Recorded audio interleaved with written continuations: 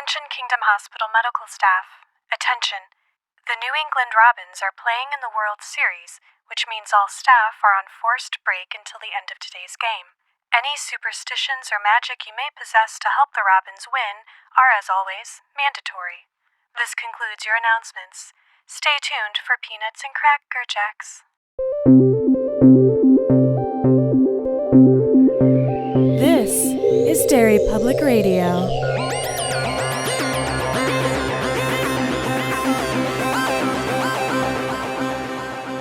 Welcome back to Derry Public Radio, a bi-weekly Stephen King book club podcast. I'm one of your hosts, Joshua Kahn, alongside CM Alexander. Hello, everyone. And Ben, do we have Ben? I thought I saw him earlier. Well, I guess we don't have Ben. Maybe he's watching the game. So instead, we have returning to join us, Paul Workman. Hello, everybody. And today we are covering episode 9 of Kingdom Hospital, Butterfingers. And we have CM leading our discussion. CM, take it away. Thanks, Josh. Our usual disclaimer, we are recording remotely, so fuck our audio.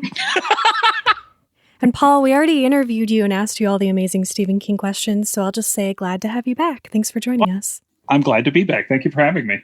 So I know other stuff happened in the last episode, but all I can remember is that Stegman might get sucked into helicopter blades. Yeah, there are a lot of helicopter talk, a lot of helicopter safety we learned about. We also find out that Mary died an even more brutal death than the mill fire. Massengel's prank backfires horribly, which leads to some interesting questions about Elmer and his maybe psychic abilities. And we learn that Aunt Bear is not only an accomplished judge, but he also dabbles in surgery, though not so accomplished. And we open this episode on the World Series, and the entire hospital is into this. Even Mary and Aunt Bear are like, oh, what's going to happen? I love that they were as invested as everyone else. Oh, I like to think that everybody's into baseball like that, so it didn't surprise me at all. We cut briefly to Abel and Kristen, and Abel tells her that baseball is a sad game. And we find out why he says this a moment later when we cut to a brand new character, Earl Candleton, a.k.a. Butterfingers. He is sitting alone in his apartment above the mission, listening to the game with a gun to his head. And I think I made this joke last episode, but I'm going to make it again. Also how I listen to baseball, only if you put a gun to my head. Oh, so last time you said that's how you watch it. This, you clarified someone else has to hold it to your head. Yeah. Okay, that makes sense. We're going to spend the majority of this episode with Earl as we cut to his backstory. One important thing we should just go ahead and clear out of the way. We'll get more into it later, but for those who don't know, the Robins are the Red Sox. Yes. That is, Stephen King is a giant Red Sox fan, and so at any time it's talking about the Robins, or you see how the Robins fans react. Like, the Red Sox fans are some of the most passionate fans in the universe of anything ever. Yes. And so all of their reactions are that varying degree of like classic Red Sox fans. I like that Stephen King's from Maine, though, so he doesn't make them the Boston Robins. He makes them the New England Robins. Yeah, that was great. Such a nice touch. We are in 1987 at the World Series, and Earl is fucking stuff up, you guys. Wait, right? You two are going to have to carry this section. Okay, well, I mean, they're down to I guess we're going to compare this to what this is 1-to-1 ratio on. He's not necessarily fucking stuff up, but he makes one critical error that does cost the team the game. He plays fine through probably the rest of the game. It's just this one moment at the very end of the game where everything's hanging on it, and it's the worst time to get the error. And I mean, it's not just that it's the end of a game. It's the end of the World Series. Yes. It's the last out of the last inning. It is a pop fly to first base, which very is routine. Easy out. And he just, I don't know, he just misjudges the distance, and the ball, we watch the ball drop just in front of his glove and hit the ground, and they lose. And it is heartbreaking. What what's the most heartbreaking about it is that immediately we see the incident, we see how disappointed everybody is, but then this is followed by a montage of how this haunts him for the rest of his life. Right after the game, you don't see his teammates even talking to him. You see a fan throw a ball at the back of his head. You see scenes of him out in public where strangers are throwing baseballs at him. A classroom full of kids. Years later, they even denote the time jump. 1991. That it's like, yeah. And a classroom full of children as he's giving a motivational speech about not letting one mistake destroy you and moving on and taking the bright side. They just pummel him with baseballs. It was rough to watch. I felt so bad for him. This scene was so nuts that at times I thought, is he hallucinating some of these attacks? Because there are scenes where baseballs just roll to him out of nowhere, like with the word Butterfingers marked on it. So I had a hard time figuring out if he was kind of imagining these attacks or if this town is that crazy over baseball. B. Option B. Okay. For sure. I don't think any of those were hallucinations. I had questions about the one that you just said, CM, the Butterfingers baseball, but everything else seemed pretty legitimate to me. Though the classroom with all the baseballs seemed a little hardcore. Yeah. Okay, my favorite thing that happens, so the ball with Butterfingers written on it is rolled back to him while he's in the Christ-only mission church. And the thing that I loved, such a nice little touch, was that playing over the church and the guy, preaching the gospel was Take Me Out to the Ball Game. Yeah. Just shows that illustration of that baseball is a religion to these people. It's more important than a religion because you're hearing it over the church. And I just thought that was a real subtle technique to drive that home. It was very disconcerting too, to hear those two things at the same time. Not enough peanuts and Cracker Jacks at church, let me tell you. I'd love to get a box of Cracker Jacks at church and pull out a little crucifix. That'd be nice. Oh, God. When we cut... Too many popped flies in church, though. Oh, only a Catholic church. Oh! So when we cut back to present day, we understand why he has a gun to his head, I guess. He's had a rough life, and he has put a lot of money on this game, and if they lose, so does he. They lose. He pulls the trigger, and this is going to come back, but I'm just going to mention it here. I swear that at this time, Sally senses a disturbance, which we later find out is Mary warning her about something, and we're going to get to that. But what I do like is our infamous EMT scene. They're rushing Earl to New Kingdom, but not before making a kind of pit stop. I had to rewind this like 4 times, and I still don't know what happened.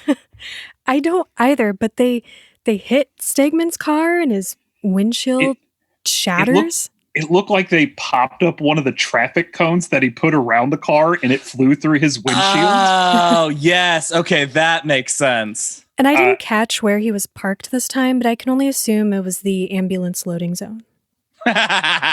Probably. Meanwhile, we see how this loss is affecting Mama and Stakey.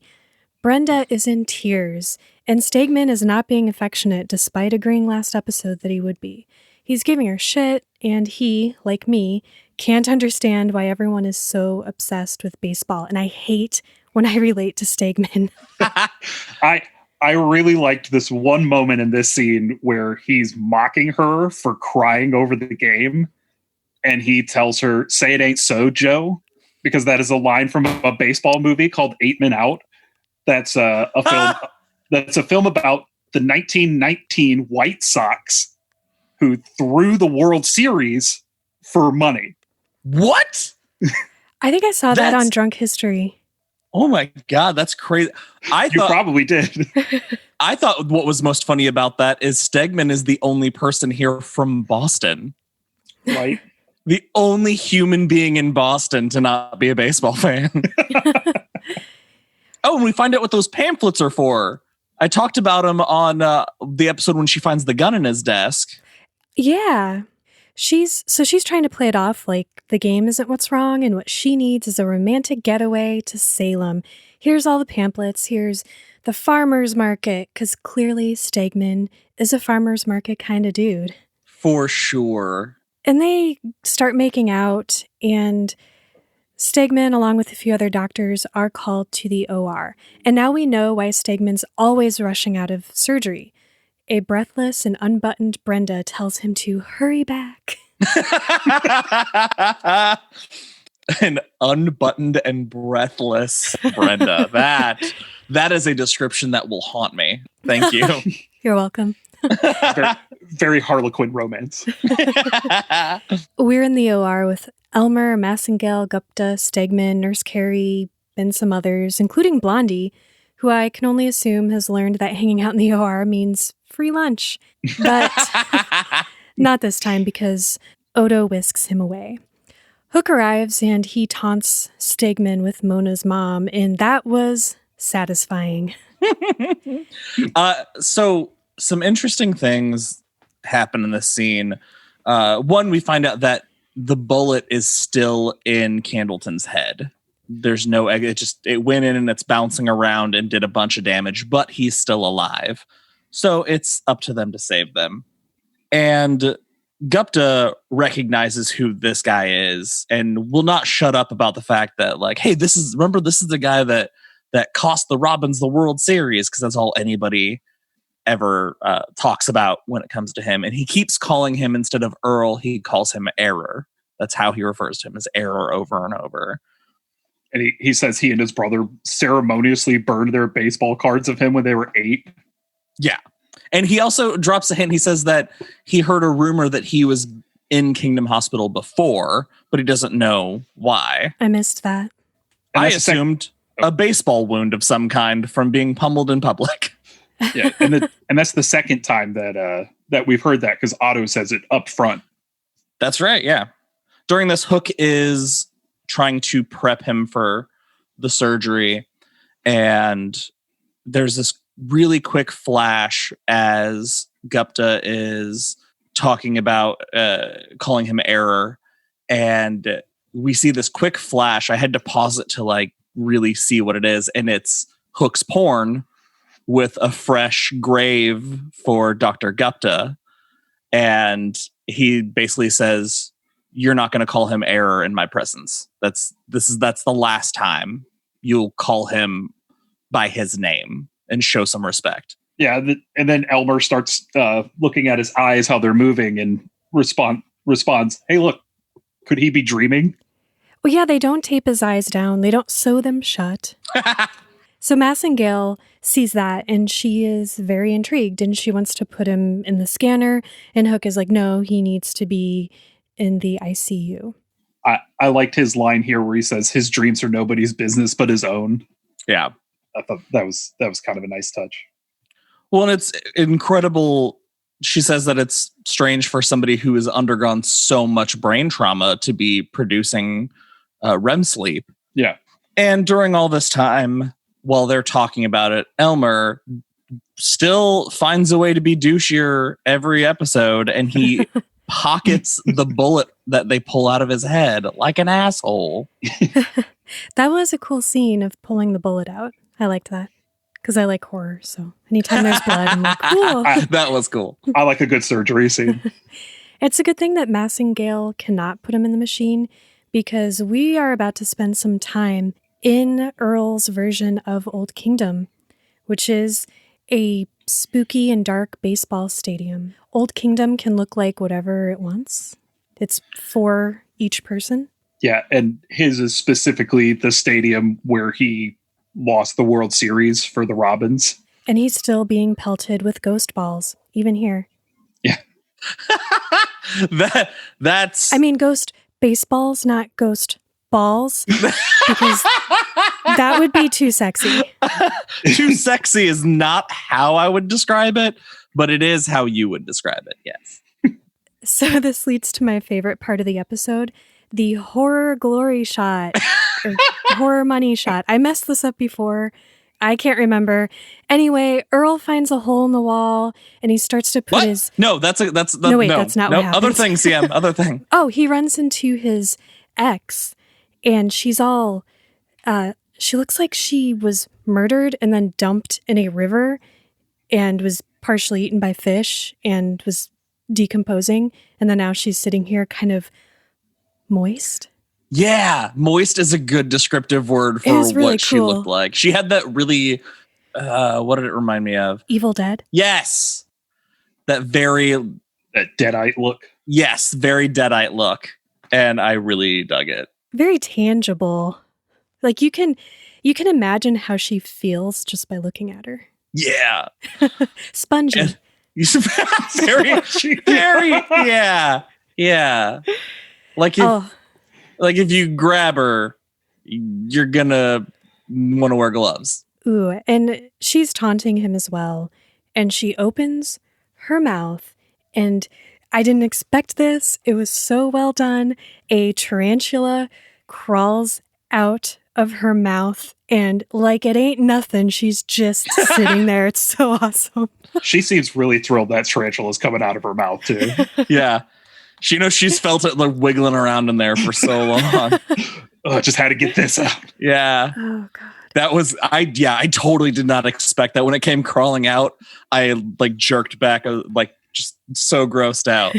But it was so cool. Earl does the only sensible thing one can do, and he runs like hell. Well, another corpse shows up and starts pelting baseballs at him again. Yeah, he runs into a zombie cop. This is just kind of the worst version of Old Kingdom, in my opinion, that we've seen so far. And this scene is so cool, too, because he runs into, presumably, an office, and he finds Paul in the sensory deprivation tank, which would have been so much more bonkers to see if, Josh, you hadn't revealed that Paul died in a sensory deprivation tank earlier. But he starts singing, "Take Me Out to the Ball Game." But he's changed the lyrics to be very... Candleton specific. Do you have them? Because I didn't write them down. I do. He replaces "and 1, 2, 3 strikes you're out" with "you missed the ball and buddy that's all" at the old ball game. Oh, it's so good. It's a real good taunt. Yeah, and he's singing underwater too, which is really cool.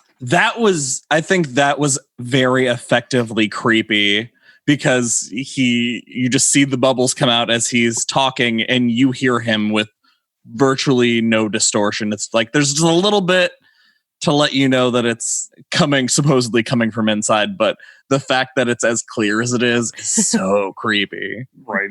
Let's leave Earl for a moment and cut back to the Rickmans. Peter appears to be in a trance, and he is drawing something very creepily, by the way. So before we get to the part where he's drawing, I just want to go back real briefly to the very, very beginning when we're getting that montage of everybody watching the World Series. There's this really great moment where we've talked about the connection that Peter and Natalie have, where they just seem so in sync, and they're like, that's why their relationship is pretty adorable. There's a moment where Peter is, I don't remember what the line he says, but he's like thinking about the game. Or he's replying to Mary in his head, and Natalie turns and looks at him and asks him if he just said something, which I just thought that was a real cool nod to how powerful their connection is, that she's kind of starting to pick up on his... Because Mary asks if the Robins are going to win. He says, I don't know, Mary. Mm-hmm. Yeah. I just thought that was a real neat build in their relationship. Yeah, I'm glad you pointed that out. That was a really cool piece. And we've seen them do that so many times, but I don't think we've ever explicitly talked about it. Mm-hmm. So Peter is drawing Earl, or a baseball player. But we assume it's Earl, although Sally doesn't. So Mary and Aunt Bear ask Peter to come with them again, and they're going to try to save Earl. And they have to hurry because as we cut back to our doctors, we find out that Massingale is going to get her brain scans with or without anyone's permission. So let's talk about this scene with the fMRI machine. Now, my question to you guys, we'll find out shortly why this is the case, but all we're getting information-wise is that Candleton is lost in the in-between, and if they do this MRI, he'll be trapped there. Did either of you have an idea of like what about getting an MRI while he was in the in-between might trap him there? Sally mentions the magnetic fields and the radio wave pulses as being an issue, and that's all that we get. Yeah, that's all I picked up. Yeah, that's what I assumed too. I mean, we find out the real reason is a little darker. Yeah. But but yeah, I thought that was a nice, clever misdirect as to it not just being some, an MRI, the magnetism will throw his soul into disarray, which is what I thought was going to happen. I do like Sally does a lot of like bursting into rooms in this episode. Yes, she does. She sure does. So she first bursts in to the Rickman's room, and that's when she sees the drawing, and she's trying to warn them, and then she like pops into the fMRI room, and she's telling them, you can't do this, he'll be trapped, and they try to get rid of her, and she pops back in, and Stegman arrives. And this is weird because instead of like appealing to his ego, and it's very obvious that you could do that pretty successfully, she's like, you're a horrible doctor. And psychic wacky lady stuff. I have to do this because Crystal's told me. Instead of just saying this is an expensive and unnecessary procedure, because he would have been like, forget it. Or acting like she really wanted him to have the scan. Then he probably would have been like, well, if Sally Druce wants this, then I disagree. That would have been a much better strategy to demand he get an MRI and then see if Stegman fought him on it. And this kind of goes back to that initial scene when Earl pulled the trigger. We cut to Sally, who is sensing what's going on. How did Mary know at that point that they were going to put him into the machine? He wasn't even at the hospital yet. He had just killed himself, unless the episode just wasn't following as linear time as it looked like it was. No, because Sally is walking away from the radio after the Robins lose, complaining about how they always seem to mess it up when she gets that warning. So unless she's kind of like jumped to the future a little bit, I don't see how it could be going non-linear like that. Yeah, maybe that sense isn't Mary warning her. I mean, Mary says that she warned Sally right before Sally shows up, but maybe that was just her sensing. I mean, to be honest, this gunshot happens almost literally across the street from the hospital. So maybe something like she just kind of senses that the Swedenborgian disturbance is what she calls it, that moment that he is trapped in a purgatory state. Yeah, that's true. I guess we've sort of discovered in previous episodes too that whatever this force or experience is, it extends outside of the hospital grounds. CM, what did you think of... I know what you're going to ask me. I was going to ask you guys. No, I need to ask you. How did you feel about Lona's strategy of getting Elmer to help her?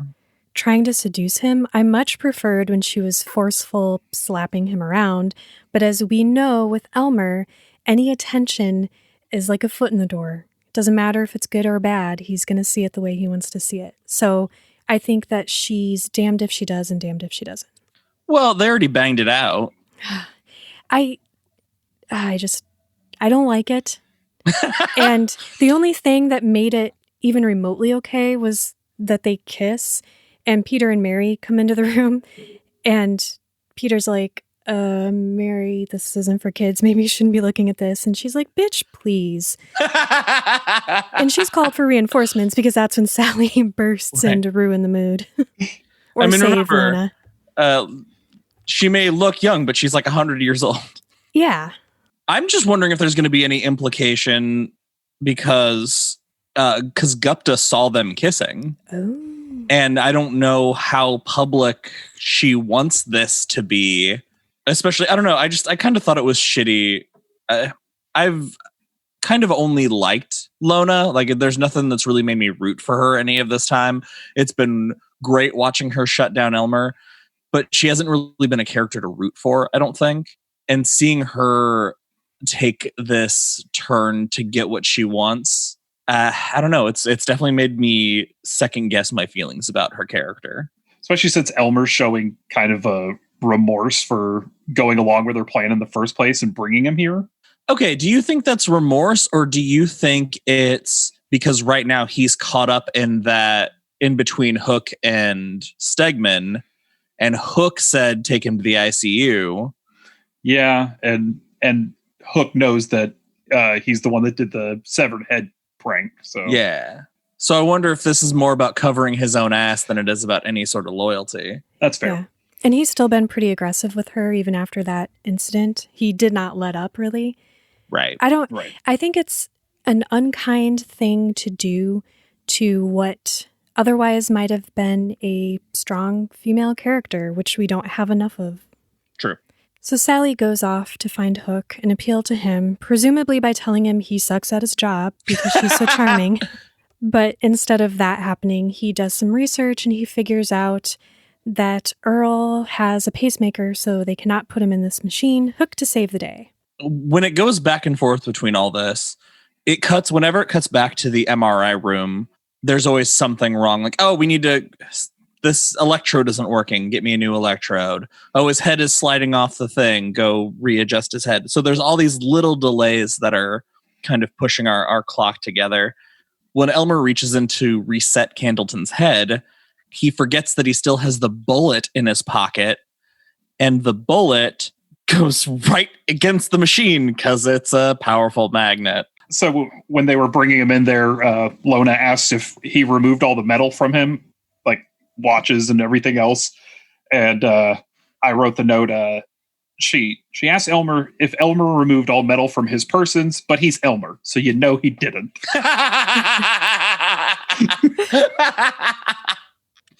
Oh my god!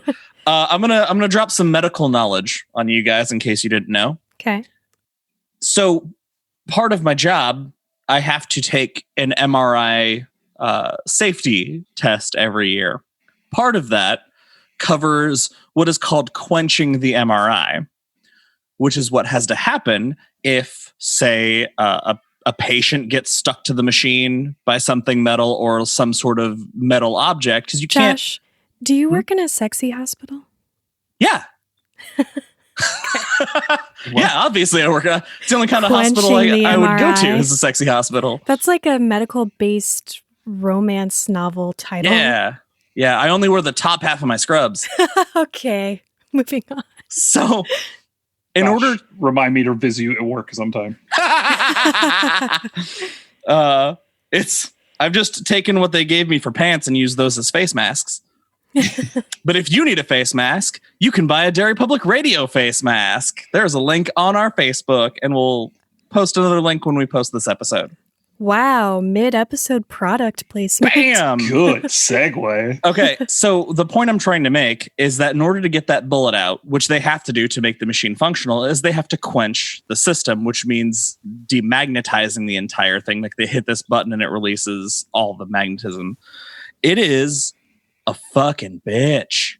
It costs about $50,000 to remagnetize those machines, and they're down for a month, maybe 2 months. So Elmer's little fuck up is a like massive fuck up. Ugh. Oh, that makes me hate Elmer even more. All right, we're going to cut back to Mary and Peter. She's begging him to come with her and help Earl before it's too late. So they go off to the Old Kingdom. In the rest of the episode, we cut back and forth from Mary and Peter trying to help Earl to this debacle with the machine. And it's a really effective way to build tension in the show, but not in a podcast. So that's why we're doing it a little bit different. We've already talked about the doctors, the trouble they're having. Meanwhile, Peter and Mary find Earl, and Paul is still in the tank. And he's like, "Get out of here, I'm naked." I don't know. I don't think he has any shame about it. No, he doesn't. He just wants Earl for Dr. Gottwright, I guess, which is a very interesting reveal here by Mary. She assures Peter that Paul can't hurt them because he has to spend time in the tank to recharge. And he seems to retain awareness of what's happening in New Kingdom, even from this sensory deprivation tank, which I thought was kind of cool. And he assures Peter and Mary that they're going to scan Earl, and he's going to be Gotright's assistant soon enough. Yeah, so we know from the book that tank is where Paul died, which is why it makes sense that that's where he'd have to go back to recharge for whatever reason, and that he was put there under Gottreich's orders.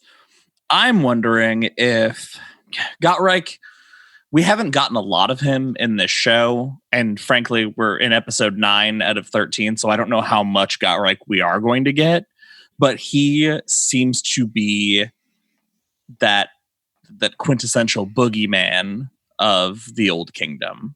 And so I think the logic here is essentially Paul saying if he stays and is a new person trapped here, maybe I can get Gottreich to torture this guy instead of torturing me.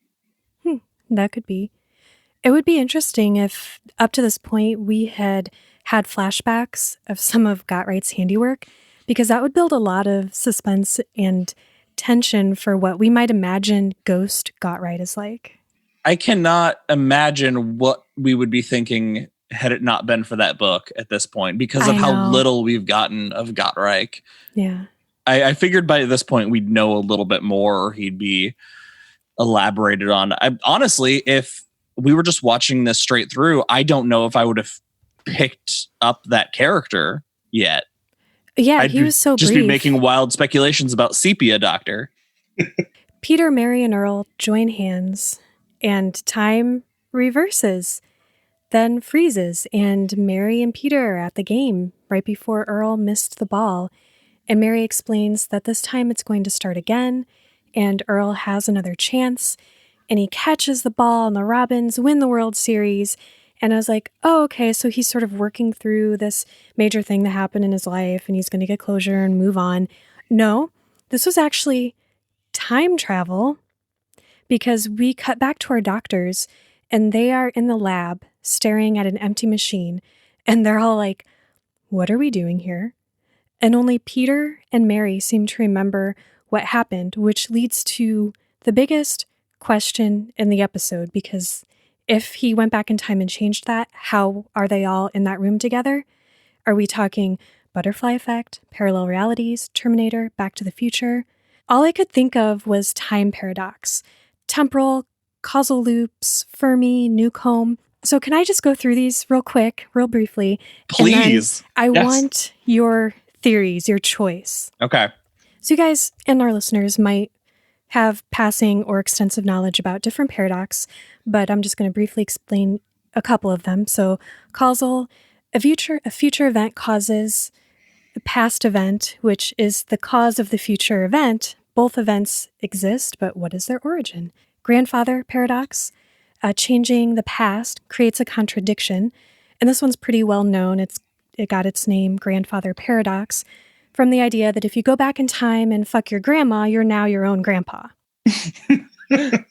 Or if you kill your own grandpa, you were never born, so you never went back in time to kill your grandpa. Fermi paradox, if there's time travel, why haven't we seen time travelers? Maybe they disguise themselves. Newcomb's paradox, and this deals with the perfect predictor of the future and free will. So perfect predictions contradict free will because decisions made with free will are already known to perfect predictors. And then my favorite, time cop theory. The same matter cannot exist in the same space at the same time. If it does, you get a gruesome CGI blood meat monster.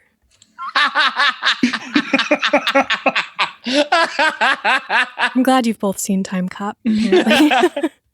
Time Cop's a classic. Time Cop is a classic. I was watching the Roland Emmerich's follow-up to Time Cop last night, Stargate, which is a film I love. Nice. So going back to my question, if Earl went back in time and he changes the course of history, how do we have this scene where all of the doctors come to and they're in the same spot doing about the same thing, but they don't know what they're doing or why? Okay, here's what's going to happen. Hear me out. I feel like this isn't going to be serious because of the look on your face. He's got the biggest shit-eating grin. Okay, so what do we know about Stephen King time travel? One, you cannot hold two timelines in your head without feeling like you're splitting apart, which means Mary and Peter's heads are going to explode. Yep. It also, thanks to the Langoliers, we know that meatballs eat the past. So what's going to happen is next episode picks up fresh in the new timeline. The doctors we saw at the end of this episode will eventually be eaten by meatball monsters as the Langoliers eat the second timeline out of existence. So I would love if the next episode we record, it's supposed to be number 10, but we just start talking about the Langoliers.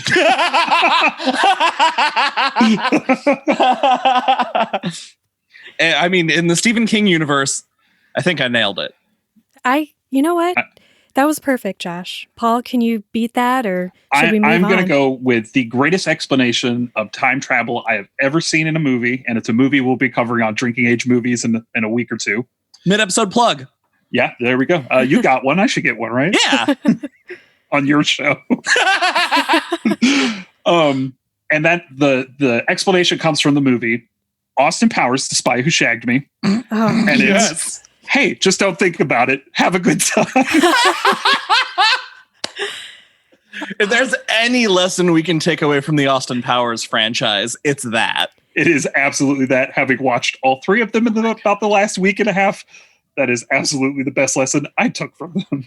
I was a teenager when that movie came out, and it was the most hilarious thing that I'd ever seen in my entire life as a teenager. Yeah. I got to call this one a tie. You both did an amazing job. Yes.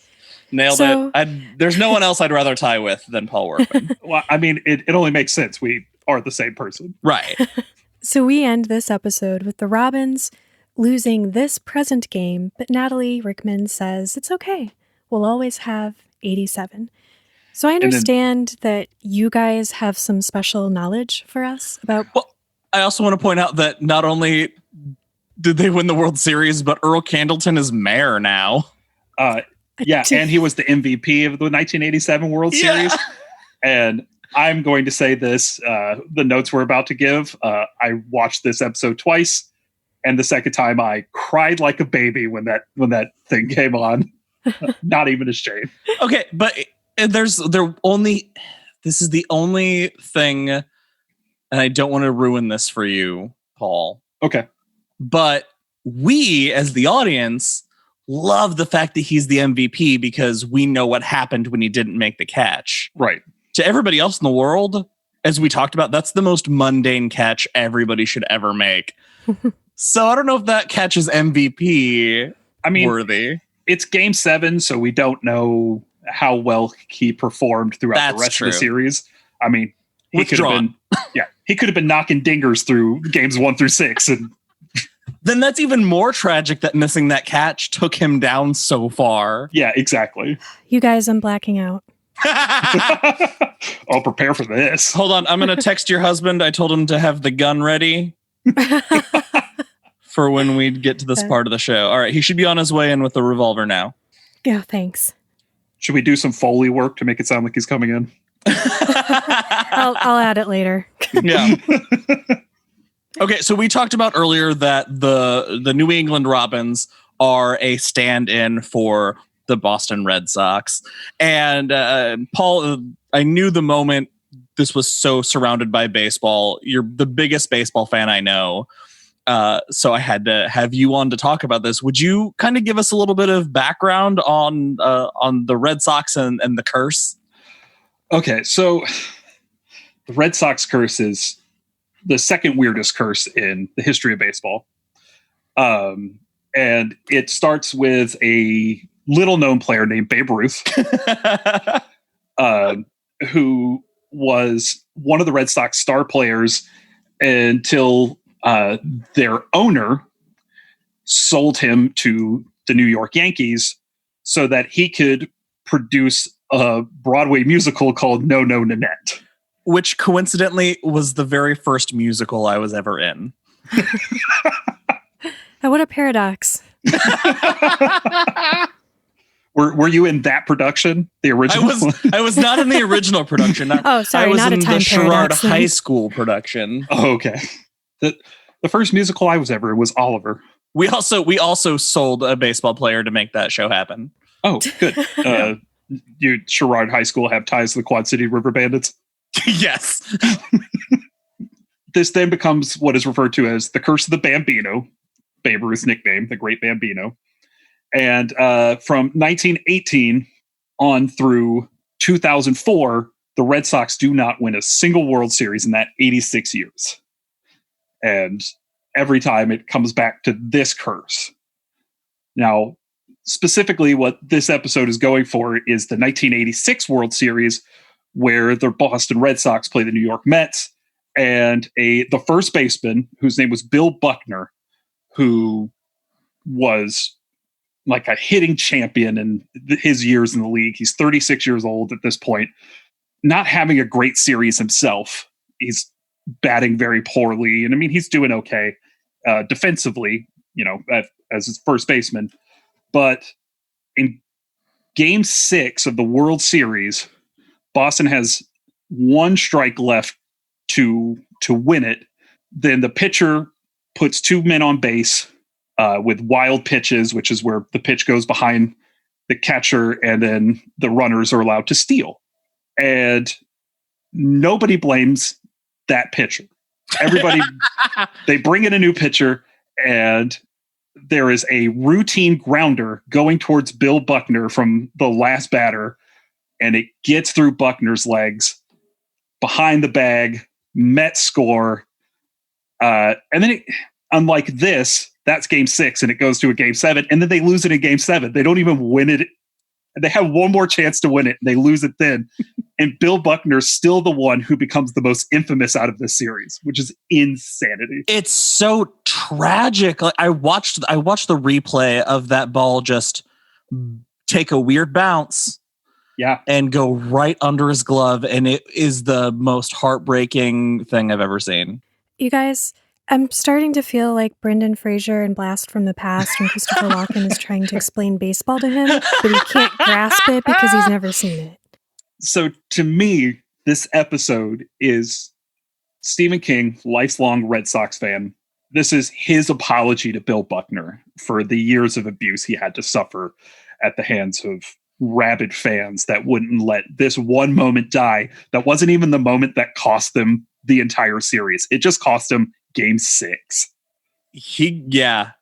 And so in relation to this, Paul, you had me watch the movie Fever Pitch with Jimmy Fallon and Drew Barrymore. Yes, I did. Where in a World Series, it's not in the World Series game. It's the opening game in the movie. The opening game of the Red Sox, Stephen King throws out the first pitch. And you didn't tell me this was going to happen. So when it happened, I lost my mind. I like to leave surprises. Yeah. So I don't know if you read anything about that, but that was a setup cameo. That wasn't just Stephen King being at the ballpark that day. The Farrelly brothers, who directed the film, invited Stephen King out to throw an actual opening pitch, ceremonial first pitch, at a baseball game. And Stephen King said, I don't know, man, this doesn't sound like a good idea. I'm afraid something's going to happen. The Red Sox were on a winning streak at the point. They lost that game, and people blame Stephen King for it. No! Oh my God. I wonder if part of that he acknowledged. There's a part in this episode where you hear the radio playing, and the announcer says, like a twist out of a Stephen King novel, they lose. So no, because this episode was shot in 2003. Yeah. It aired April 29th, 2004, and that game was played September 4th, 2004. Oh my God. And so this episode was released the year that the Red Sox won the World Series. That the Red Sox won the World Series. So Stephen King rewrites history for the Red Sox, apologizes to Bill Buckner, not knowing that the Red Sox are going to win this year.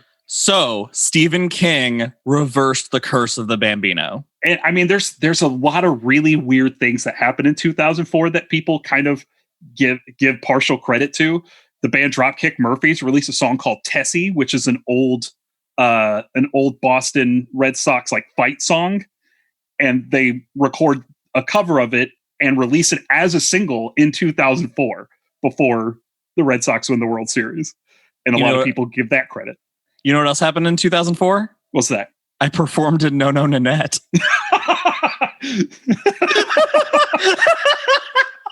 That's so weird. That is so weird. I won the World Series for the Boston Josh. Red Sox. I did it, guys. I did it. Okay. One more thing that this is something, oh God, if we have Red Sox fans, they're going to get mad at me. But send me an email. I'd love to talk about it.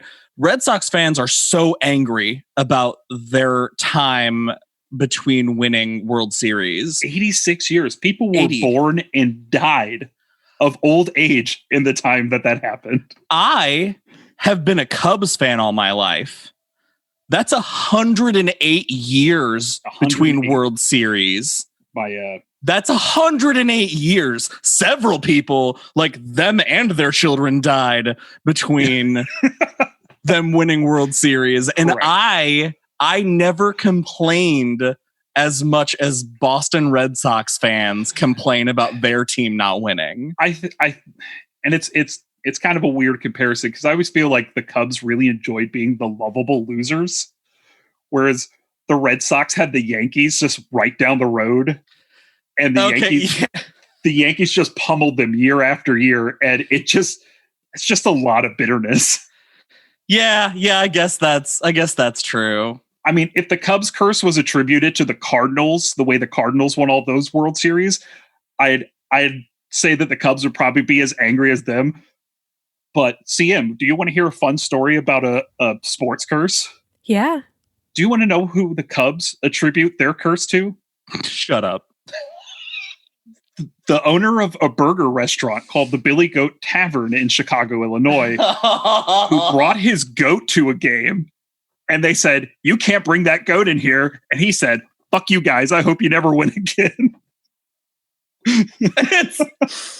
When they won the World Series, the amount of photos of goats with a W on the side of the goat that I saw made my heart so happy. I had no idea that baseball was so superstitious, and now I might kind of be able to get into it. It's the most superstitious sport probably really ever. It really is. It is unreal how much superstition is in baseball. Yeah, and I can't tell you how many times you'll find me at a game when my team's losing wearing the rally cap. So you know what? We're going to get more of this because eventually on the show we're going to talk about Blockade Billy. So we're going to get more baseball. All right. Can I give you a couple real quick notes? Yeah. Okay. So this episode aired on April 29th, 2004, 25 days after the Red Sox opening day. And they played a doubleheader against the Devil Rays that day. They won both games. Nice. Early game was 4-0. Late game was 7-3.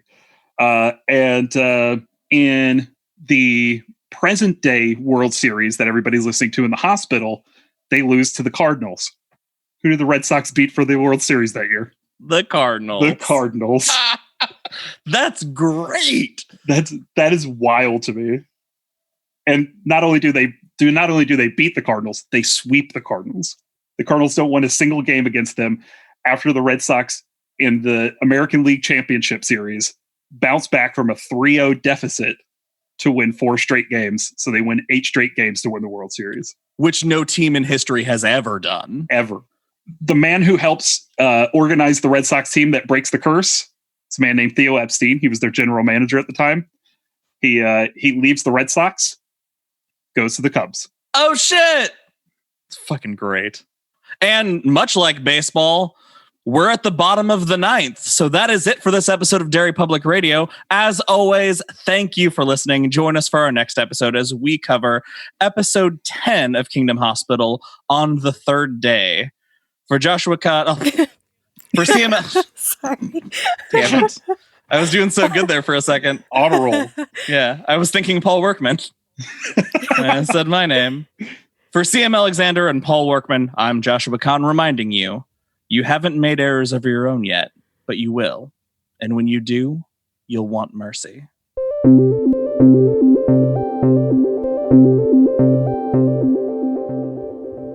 Hey everyone, CM Alexander here. Thank you for listening to part 9 of Kingdom Hospital. We hope you enjoyed it. Couple of exciting things to share with you here. First, if you haven't seen our social media pages, we have face masks now with our Derry Public Radio logo on them. Please check out the link for those, or you can find us on threadless.com. We also recently guest starred on the awesome show Crop Tales, where we were taught how to make some refreshing summer drinks, and it was a lot of fun, so please check that out. Please rate and review us on iTunes if you have a minute. And instead of donating to us on our PayPal or anything like that, please instead donate to Southern Poverty Law Center. They are an amazing organization. They help fight hate and bigotry, and they really do a lot of great work for a lot of people who don't always have someone to help them. Stay safe, everyone. Goodbye.